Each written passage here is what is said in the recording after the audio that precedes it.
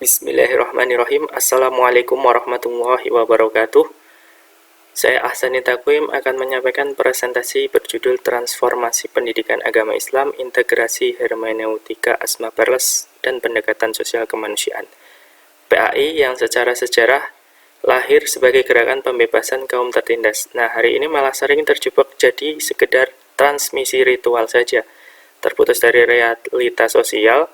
Analogi saya menggambarkan seolah pendidikan agama Islam itu mengajarkan kita cara baca peta dengan super detail, tapi kita belajarnya malah di dalamnya seperti belajar di kamar yang terkunci rapat. Jadi pas dibuka pintunya, petanya ternyata beda dengan jalan yang sebenarnya. Nah, dalam makalah ini kami menawarkan sebuah cetak biru yang menggabungkan hermeneutika anti-patriarkal Asma Perles dengan pendekatan sosial kemanusiaan, atau sering disebut dengan pendekatan yang istimewa. Tapi sebelum kita sampai ke sana, kita bahas dulu solusinya. Kita uraikan kerusakannya, apa sih yang sebenarnya terjadi di lapangan di dalam kelas-kelas ini. Kalau dari temuan makalah ini ada dua krisis utama, terutama kalau kita bedah buku teks yang dipakai siswa tiap hari. Krisis pertama yaitu soal pelanggaran relasi gender yang kaku, yang akhirnya memupuk budaya patriarki sejak usia dini. Nah, coba bayangkan materi tentang bab pernikahan atau fikih munakahat. Narasi di dalamnya itu sering sekali sangat berat sebelah. Coba kita letakkan dan pendengar mencoba di posisi ketika kita itu diposisikan menjadi siswa yang berusia 14 tahun yang sedang membaca bukunya. Nah, konkretnya seperti apa narasi yang berat sebelah ini? Nah, jadi sebuah contoh, jadi untuk istri adalah mendapatkan kewajiban tertinggi, selalu dinarasikan sebagai ketaatan yang mutlak ke suami. Nah, ini iming-imingnya kan surga. Tetapi saat membahas tentang suami, malah fokusnya beda lagi. Fokusnya lebih ke kekuasaan otoritas yang tunggal dan kepemimpinan. Nah, hal ini didasarkan pada cara mereka menafsirkan surat An-Nisa ayat 34 yang secara tekstual ditafsirkan yang efek psikologisnya lumayan mengerikan. Berarti sejak remaja siswi perempuan itu secara tidak sadar diajarkan untuk mengecilkan eksistensi dari mereka. Ruang gerak dibatasi hanya di domestik saja, sementara siswa laki-laki di sebelahnya duduk sambil diajarkan kalau dia punya hak bawaan dari Tuhan untuk memimpin dan berkuasa. Nah, cuman bermodalkan jenis kelamin saja. Nah, ini bukan hanya sekedar teori di atas kertas. Maka makalah ini memberikan satu contoh cerita nyata yang menggugah tentang tokoh perempuan bernama Ibu Nyai Hajah Masriah Amfa, yang beliau itu adalah pemimpin pondok pesantren di Kebun Jambu Al-Islami Cirebon. Nah, waktu beliau ambil alih kepemimpinan institusi itu, transisinya jauh dari kata mulus, selalu ada penolakan besar-besaran. Penolakannya luar biasa, bukan cuma dari masyarakat luar, tapi juga ternyata dari santrinya sendiri, khususnya santri putra. Mereka mencemooh kepemimpinan beliau, bukan sama sekali karena beliau itu kurang kompeten secara keilmuan.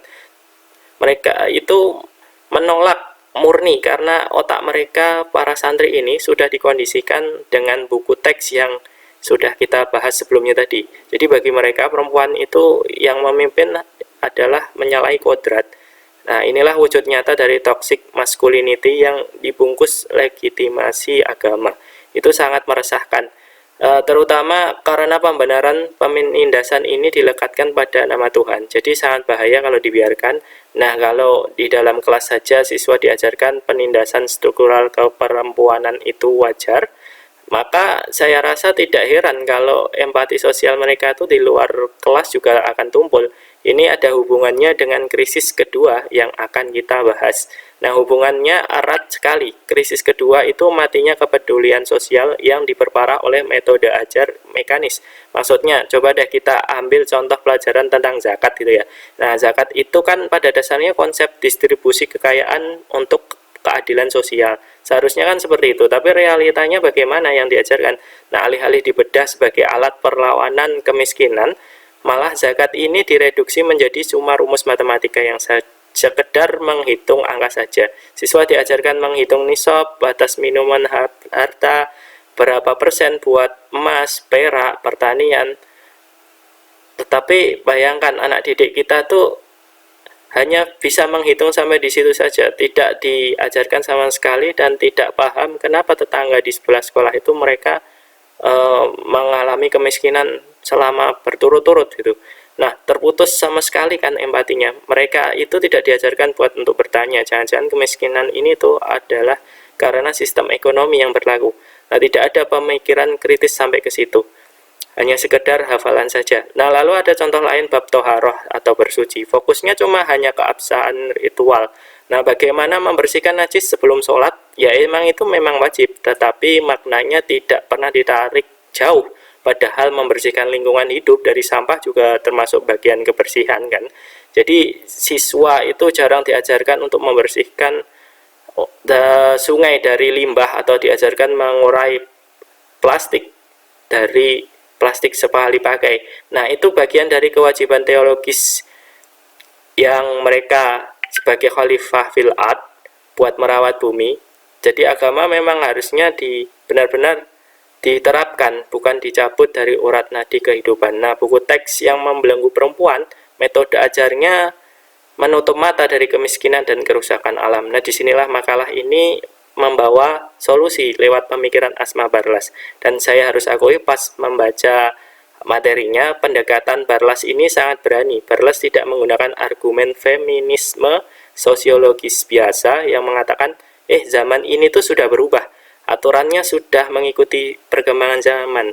Tetapi tidak seperti itu. Barlas malah masuk dari pintu yang paling sakral dalam Islam, yaitu konsep tauhid keesaan Tuhan. Beliau berargumen patriarki itu bukan sekedar budaya usang. Patriarki adalah bentuk nyata dari perbuatan syirik menyekutukan Allah, dosa terbesar yang tidak diampuni. Menyebutkan budaya patriarki disebut sebagai syirik, dan itu klaim dari beliau yang sangat ekstrim. Nah, bagaimana logika teologisnya bisa sampai ke sana? Ini pertanyaan yang bagus. Jadi coba kita lihat pelan-pelan apa sih intinya dari tauhid. Nah, intinya kan pengakuan kedaulatan mutlak otoritas dari Allah Subhanahu wa taala. Nah, ketika laki-laki menuntut ketundukan buta dari istrinya waktu itu, dia berarti merasa mendikte dan menghukum seolah-olah penentu nasib dari perempuan itu secara teologis. Nah, dia dianggap sebagai sudah merampas hak prerogatif Allah. Dia memposisikan dirinya seperti Tuhan-Tuhan kecil. Jadi manusia laki-laki itu seolah-olah menjadikan dirinya itu sebagai Tuhan kecil di bumi gitu ya. Nah, dan Tuhan-Tuhan kecil ini dianggap sama Barlas adalah sebuah kesyirikan gitu. Nah, jadi argumen dari Barlas ini benar-benar memutar balik narasinya. Nah, menolak bias gender itu adalah bukan pembangkangan terhadap agama, justru malah sebaliknya. Menolak bias itu adalah keharusan mutlak buat memurnikan iman dan ketuhanan kepada Yang Maha Esa. Nah, karena itu Tuhan itu Maha Adil, jadi tidak mungkin Allah itu membuat sistem yang sejak awal menindas setengah dari hambanya, yaitu kaum wanita ya. Nah, buat pembongkar tafsir lama yang bias ini, Barlas itu menawarkan metode hermeneutika dengan 3 langkah. 1 langkah, kita harus membaca teksnya dengan memakai kacamata keadilan ilahi. Nah, karena Tuhan adil, tidak mungkin ada teks yang niatnya mendominasi. Nah, lalu langkah kedua, kita harus bisa memisahkan mana teks suci ilahi dan Tuhan yang dari Tuhan dan mana tafsir patriarkal buatan manusia. Kita ingat bahwa tafsir klasik yang kita baca itu dibuat oleh mufasir laki-laki abad pertengahan yang hidupnya kental dengan Arab klasik yang memang patriarkis sekali, yang pikiran mereka terpengaruh oleh zaman. Teks sucinya memang suci teksnya, tetapi otaknya manusia tersebut menafsirkan dan memiliki bias. Nah, langkah ketiga yaitu operasional sekali dengan pendekatan intertekstual. Maksudnya kita harus membaca ayat itu secara holistik, secara utuh, jangan sepotong-potong. Mencoba mengaplikasikan masalah ayat ar-rijalu qawwamuna 'alan nisa yang sering dipakai untuk legitimasi laki-laki sebagai pemimpin mutlak di surat An-Nisa ayat 34. Kita bagaimana cara yang menggunakannya? Nah, jadi saat kita baca satu ayat tersebut, jangan mengisolasinya. Jadi itu ibarat kita melihat satu potongan puzzle yang gambarnya cakar tajam, kita lalu panik memikir bahwa hal itu adalah suatu monster, padahal pas kita menyatukan semua puzzle yang disusun, ternyata itu hanya cuma gambar anak kucing yang sedang bermain. Nah, persis seperti itu, kalau kita bahas ayat Qawam tadi, Barlas bilang, kita harus dialogkan ayat itu dengan surah Al-Hujurat ayat 13. Di situ ditegaskan kalau tolak ukur kemuliaan manusia itu murni ketakwaannya ya, bukan dari jenis kelaminnya. Tepatnya ketakwaan dan integritas moral.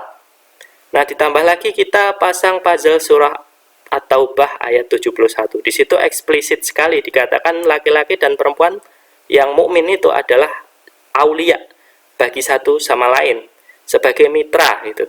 Mereka bekerja sama dalam kebaikan.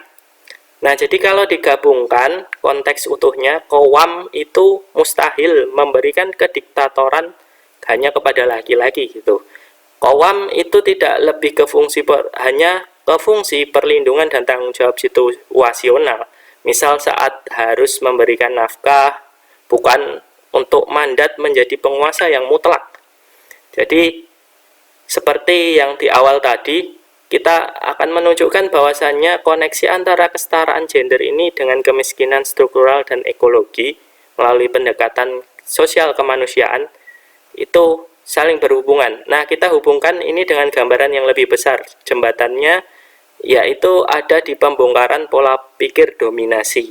Nah, coba kita uraikan hubungan laki-laki dan perempuan di keluarga itu kan suatu unit terkecil dari masyarakat ya. Nah, sekolah adalah tempat pertama untuk belajar soal kekuasaan. Nah, kalau dominasi patriarki kita tolak keras karena merampas kedaulatan Tuhan, maka secara logika pun segala bentuk dominasi lain yang merusak martabat manusia dan alam juga harus ditolak. Nah, ini saling terkait. Kalau sejak kecil anak itu dicekoki di sekolah bahwa perempuan itu naturalnya di bawah laki-laki, nah otak anak itu akan terkondisi menerima hierarki penindasan sebagai hal yang normal. Nah, lalu jadi kalau otak kita sudah menerima seperti itu, maka manusia menganggap hal tersebut adalah normal dan semua dianggap itu hal yang wajar. Nah, berarti kalau kita anggap dominasi laki-laki itu sah, kita juga bakal menganggap saat ada orang miskin yang memeras keringat atau ada perusahaan yang merusak hutan demi cuan yang diuntungkan segelintir orang, maka itu akan kita anggap juga normal gitu. Nah, kemiskinan tidak lagi dilihat dari sistem yang dolim, tapi cuma dianggap sebuah takdir yang harus lakukan kesabaran itu. Padahal dua-duanya kan patriarki maupun eksploitasi itu lahir dari kesombongan manusia yang jadi Tuhan atas ciptaan lain itu kan ya. Nah, jadi makna dari semua ini membela kesetaraan gender itu bukan hanya sekedar isu perempuan saja. Ini adalah sebuah fondasi pertama untuk meliberasi ulang kompas keadilan sosial kita gitu. Jadi dan menumbuhkan empati yang membongkar hierarki kekuasaan yang zalim di berbagai bidang. Nah, setelah kalau kita itu sudah paham filosofi yang luar biasa seperti ini, maka kita membutuhkan contoh nyata. Nah, contohnya bagaimana Asma Barlas memperpadukan antara pemikirannya dengan ijtimaiyah ya, dipraktekkan di dunia nyata, khususnya di sekolah. Nah, berdasarkan sumber yang kita bahas, orientasi PAI itu diubah total jadi problem solving dan advokasi gitu ya. Nah, dari situ contoh pelajaran zakat tadi misalkan, yang awalnya hanya menghitung nisab, kini kita pakai pendekatan ijtimaiyah. Siswa diajak memetakan keluarga prasejahtera di sekolah. Nah, jadi kita memberikan contoh kepada siswa mengubah mata pelajaran tadi bukan hanya sebagai museum dogma yang cuma bisa dihafal sebagai pusat komando sosial. Nah, zakat ini dibuat untuk melawan kemiskinan di dunia nyata itu ya. Jadi digunakan dalam konteks sesungguhnya. Begitu juga dengan toharoh. Jadi siswa laki-laki maupun perempuan aktif menggalakkan zero waste gitu ya, pengurangan sampah gitu. Nah, juga melestarikan lingkungan sebagai wujud untuk menjaga ayat-ayat Tuhan. Nah, kalau kita itu merusak dari alam, nah berarti juga dianggap dengan tersebut Asma Barlas juga menganggapnya bahwasanya kita juga merusak ayat-ayat Tuhan. Nah, dari sini kan anak-anak perempuan tadi juga bisa berperan menemukan kepercayaan dirinya, dan juga laki-laki pun juga tidak berperan mendominasi gitu. Jadi semuanya diberikan kesempatan yang sama untuk menghasilkan sebuah hal yang baik yang menghasilkan teologi pembebasan yang rahmatan lil alamin. Nah, jadi dari situ kesimpulannya ajaran agama itu bila dibersihkan dari bias sejarah menjadi instrumen yang paling mutlak bahkan buat untuk keadilan yang universal dan kelestarian peradaban. Nah, dari sini kita benar-benar membuka mata kita bahwasannya bahasan ini memaksa kita untuk mempertanyakan hal-hal yang selama ini kita anggap normal gitu ya.